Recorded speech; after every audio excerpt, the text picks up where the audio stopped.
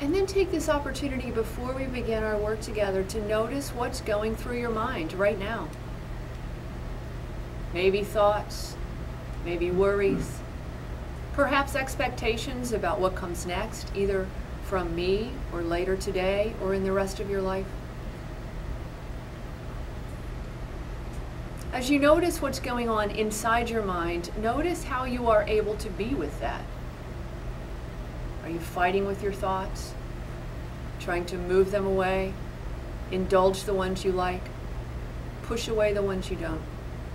Just notice that. No judgment.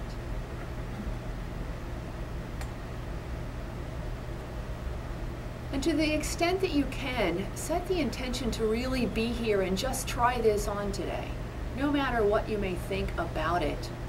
Just see what happens as you decide to let yourself have an experience that maybe, if you weren't here, you wouldn't be having.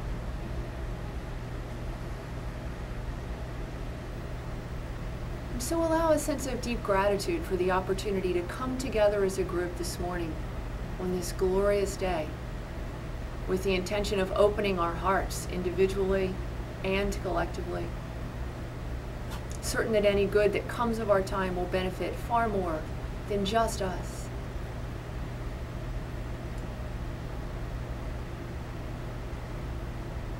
And from this quiet place, a couple of words from a favorite poet of mine named Galway Kinnell. And he says, "The bud stands for all things, even those things which do not flower, for everything flowers from within of self-blessing."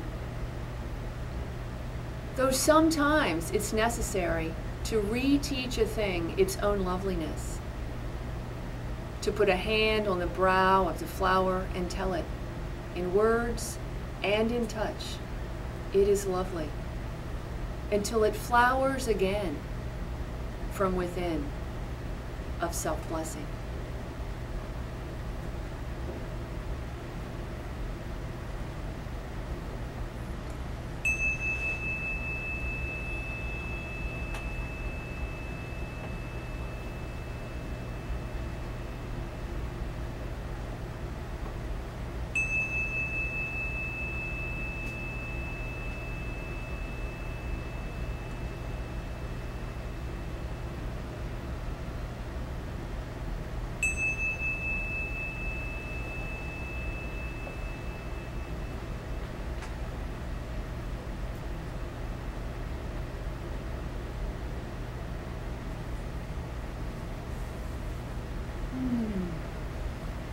And so hi again, and thank you for letting me be here.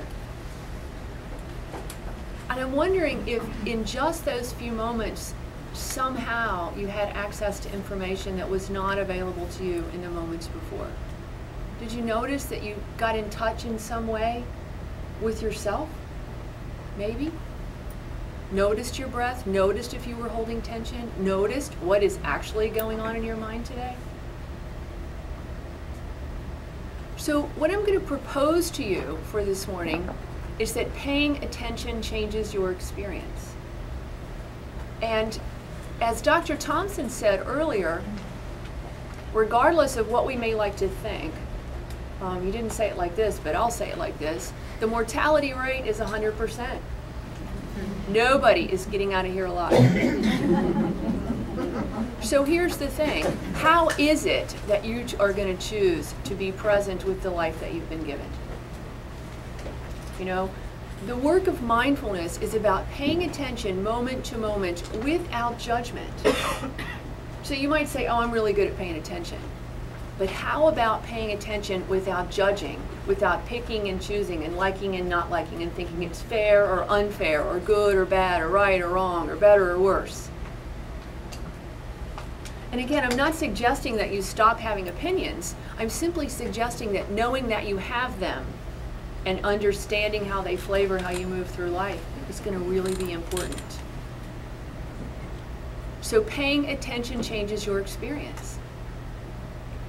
The other thing that you may not have thought about is that regardless of whether you like what's happening right now, what I'm saying, where you're sitting, what the temperature is, This moment is the only moment that you know for sure you have to live. You know, we get so lost. It's so easy to go, yeah, well, this is fine, but soon she'll be finished and we can get out of here and go do something.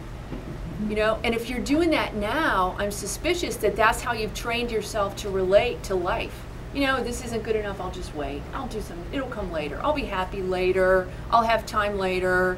I'll worry about that later. And it turns out that life becomes nothing more than waiting, and all of a sudden, you run out.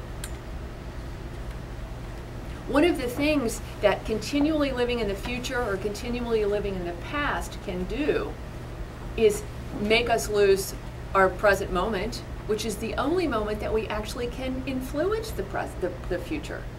If I want for something to happen in the future and I'm thinking about that all the time, I might miss an opportunity right now to help myself get where I propose to go. So paying attention allows me to have an increased amount of control over my life. The one thing that you can control for sure is your relationship with what's going on. Now, we make the mistake of thinking, my life would be fine if it weren't for those things, or those people, or these thoughts, or this illness. But I'm proposing that your willingness to be with whatever you get in a new way is where it's at. You don't have to change the external circumstances of your life. You can change your relationship with whatever you get. I mean, can you already hear the possibility there? It's so much easier to change how you're going to be with difficulty than it is to wish you didn't have this problem, or to wish you didn't have this disease, or to wish that you didn't live in this family with these people.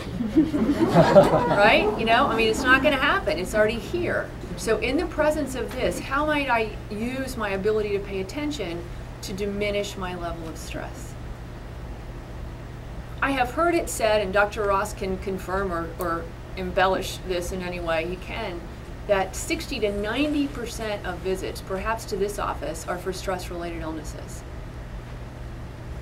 The thing that people do think, again, is that stress is the thing that's happening. But what I'm telling you is that stress is your response to whatever it is that's going on.